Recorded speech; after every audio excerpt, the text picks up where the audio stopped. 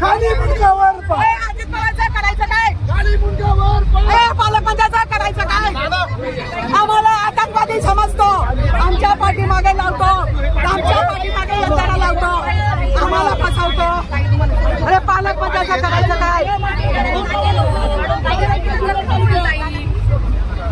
बाजूला बाजूला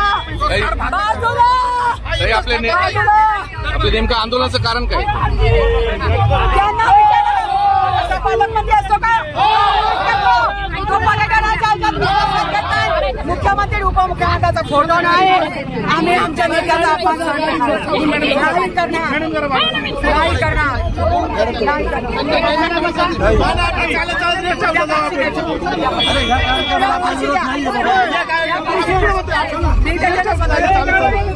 तुम्ही कशाला देता?